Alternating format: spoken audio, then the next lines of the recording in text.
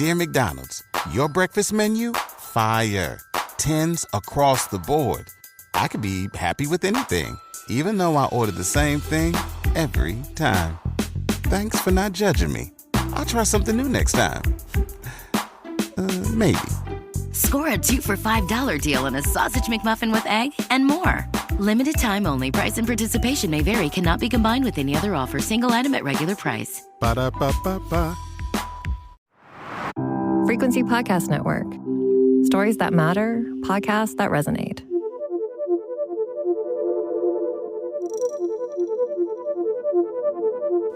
Buying a cottage, really? In this economy? Well, the springtime real estate season has been as soggy as the weather. Home sales are down across the country. It's been no better in cottage country or the recreational market. And for people looking to sell what they bought during the pandemic, well, in some markets, properties are selling at a discount. The trade war and constant threat of tariffs and all of the uncertainty that that's caused are not helping, leading to a lack of buyer confidence. The spring cottage country market report issued by RE/MAX says that buyers are staying on the sidelines, even though 34% of Canadians who are considering making a purchase of a cabin or cottage over the next 1 or 2 years still see recreational property as a good investment. As the old saying goes, they're not making any more land or beachfront. Joining me to talk about the state of the cottage market this spring is Kingsley Ma, Area Vice President at RE/MAX Canada. Kingsley Ma, thank you very much for joining me. Thank you for having me. So, the springtime cottage season, Kingsley, is off to kind of a sluggish start, kind of like the weather in certain parts of Canada. It's not heating up like it typically would this time of year. What are you seeing in the marketplace right now for cottage country, whether that's in Ontario or BC or elsewhere? Well, if you take a look at Canada as a whole, the cottage cabin sector of real estate, it's actually better than the overall performance of the real estate market, just because there's a couple factors that has to do with it. In fact, there's actually a 1.8% increase in terms of national price. However, that's really dependent on the market that you're looking at. There are markets that are buyer's market, and there's some that are seller's market. And so it's not the general statement, it's not the same for every single market out there. What are the driving factors? Because all we've heard all spring and since the start of the Trump administration really has been the overhang, the spillover effect of the U.S. tariffs, trade, on and on it goes, risk of an economic slowdown. Is that what is really weighing on the cottage sector as well? Or is this at the same time also a bit of a hangover from the COVID era when everybody wanted to buy a cottage, and now maybe not so much?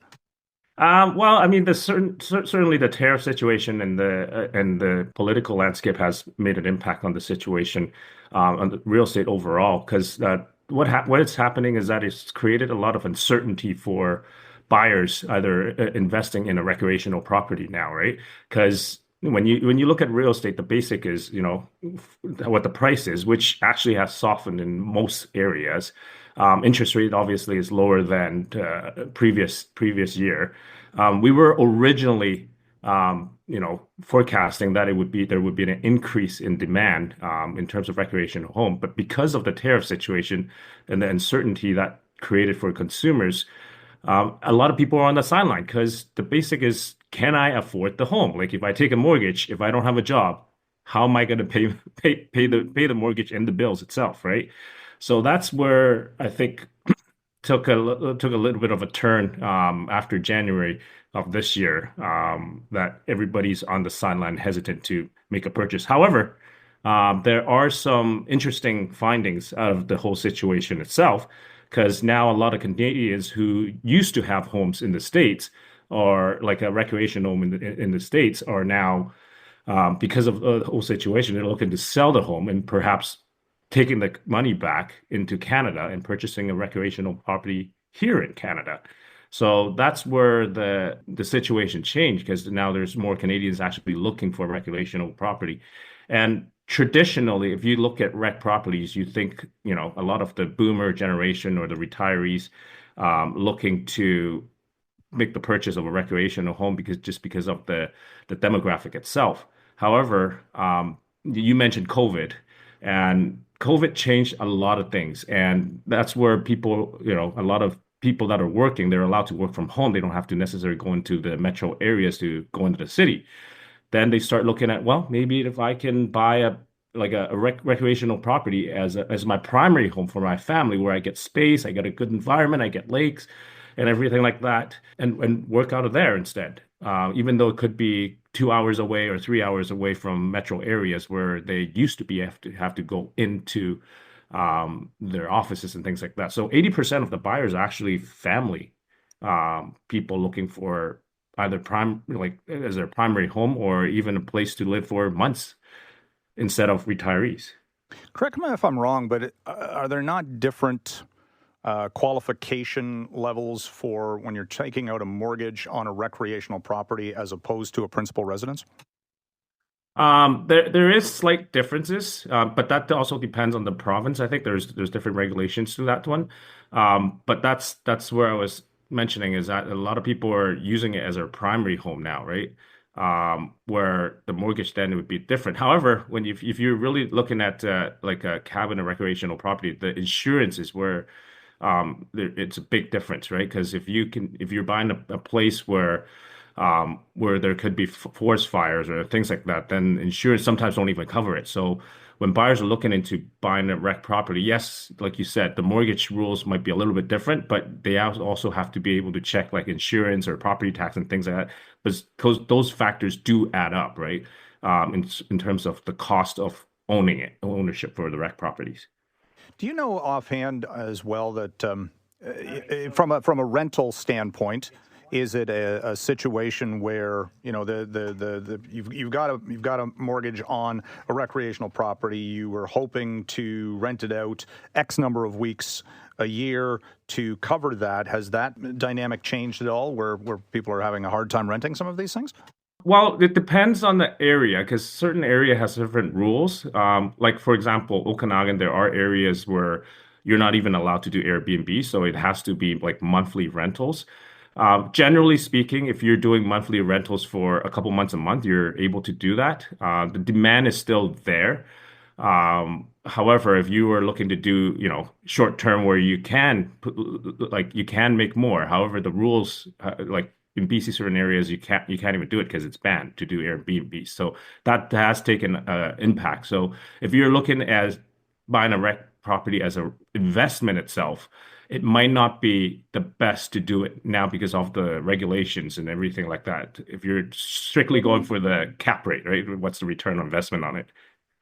However, if you're looking at monthly long-term rentals, I don't think that has make a significant impact. With McValue at McDonald's, you don't just get deals on the drinks. You get deals on McDonald's drinks. So when you're breaking a sweat, embrace the chill without breaking the bank. And when your crew is running on empty, keep your wallet full while refreshing the squad.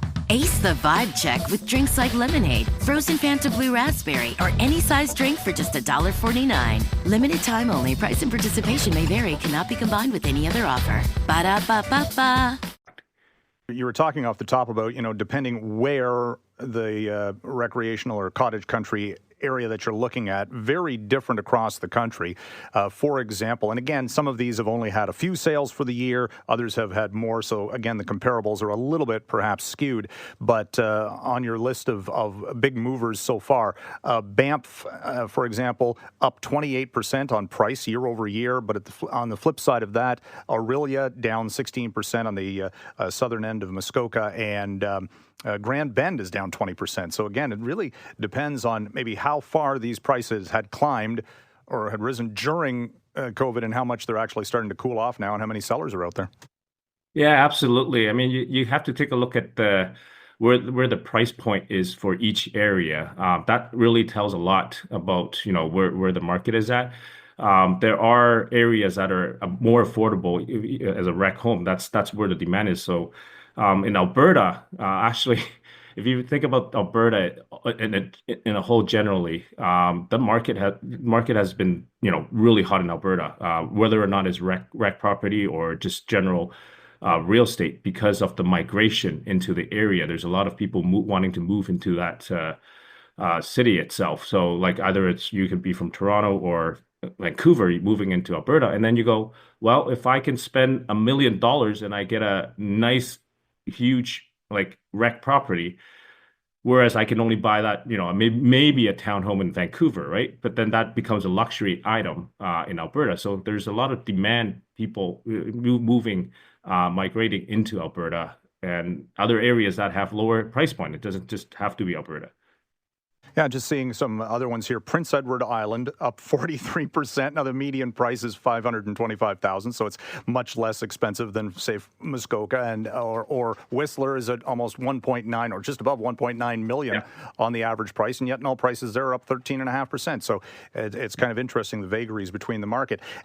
Longer term, though, just going through your assessment of the cottage market for 2025, from an investment standpoint, the consensus is, it's a good long-term investment. Short-term, certainly volatile. And the fact you mentioned this about Americans or Canadians selling their American properties and maybe coming north of the border. I mean, the idea of a staycation is in Canada seems to me that's probably a rising trend this year.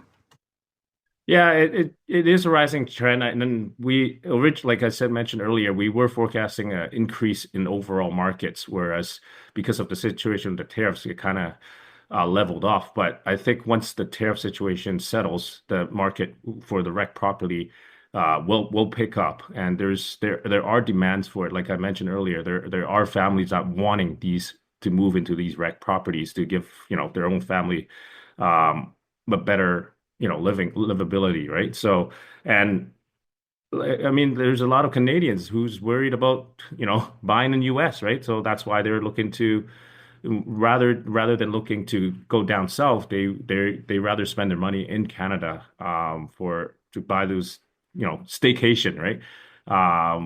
So that's where the changes are. Was there much there?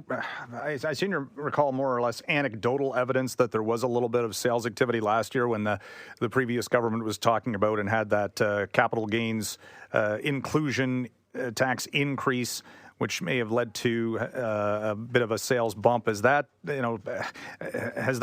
basically been smoothed out, I suppose? You're still looking, though, at capital gains issues when we're talking about transfers to family, retirement issues, all these kinds of things that are also something you have to keep in mind when buying a recreational property, right? Yeah, absolutely. Because these are all part of it, especially if you're looking at it as an investment. There's definitely capital gains when you're selling or passing it to your next generation too, right? But what's interesting is that from our report itself, it's transferring from one generation to another is actually not as high as people would think. Like from parents to the next generation, but.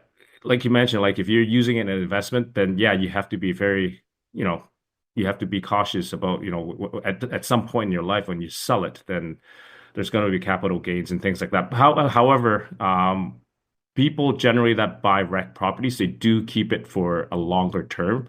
It's not anything that's like fast investment where I could sell and make money and things like that. They do use it, even though it might not be the whole year, but they do spend, a couple of months out of the year in those rec properties. Well, part of it too is the fact that when you're dealing with generational property transfer, you could have multiple people in a family or multiple kids, and the parents can't figure out which one to give it to or transfer, and then you get on the whole internal squabbling. So that might have something to do with it too. Yeah, those will have something to do with it. But if it depends on how they structure it, right? Because the parent who's thinking about transferring at some point in their life, then they have to structure it properly to look at the tax complication, right? To see who they should do it and how they should do it. And I mean, obviously, as a professional, as a accountant, to do it properly. But that's something they really have to think about. Last point or question I have. Initially, when we saw the flurry of buyers in the recreational market back in 2021, 22, we were looking at historic lows for borrowing costs. The Bank of Canada has been cutting rates, but has been a little bit hesitant of late because of inflation and other things. But does that have as big of an impact on the recreational property space? Not as much as the real estate in general space, but you got it absolutely right. Because if you've taken a loan out in 2020, 2021, the interest rate was significantly low. And if you did a 5-year term, you're right around now that you have to take a look at renewing that mortgage, right? And then with the percentage, it's still significantly higher than during COVID days. It was close to zero. But they have to be careful. Like, it becomes an affordability issue. Now you're looking at at least a couple $100 more than what you paid, 5 years ago in terms of the mortgage. So that is something to consider. But there are probably going to be more, sellers out there. So I would expect inventory should increase a little bit. And the part is that hopefully when the tariff situation really settles, the buyers are going to come back, so that it would still be a very balanced and healthy market where there's sellers looking to sell and then buyers wanting to move into those properties. So we would assume that once the tariff situation settles, then there's going to be a lot more activities in the recreational property side. It should be an interesting summer. Kingsley Ma, thank you very much for joining us. Thank you. And that was Kingsley Ma, Area Vice President at RE/MAX Canada. You've been listening to In This Economy. If you have any questions or story ideas, you can email me at mike.eppel, that's E-P-P-E-L, at rci.rogers.com. Follow us on X on our partner podcasts at The Big Story FPN. Or leave a voicemail at 416-935-5935. You can also find us on the Seeker app. Please rate, review, follow, and share. My name is Mike Eppel. Thanks for listening. With McValue at McDonald's, you don't just get deals on the drinks. You get deals on McDonald's drinks. So when you're breaking a sweat, embrace the chill without breaking the bank. And when your crew is running on empty, keep your wallet full while refreshing the squad. Ace the vibe check with drinks like lemonade, frozen Fanta Blue Raspberry, or any size drink for just $1.49. Limited time only. Price and participation may vary. Cannot be combined with any other offer. Ba-da-ba-ba-ba.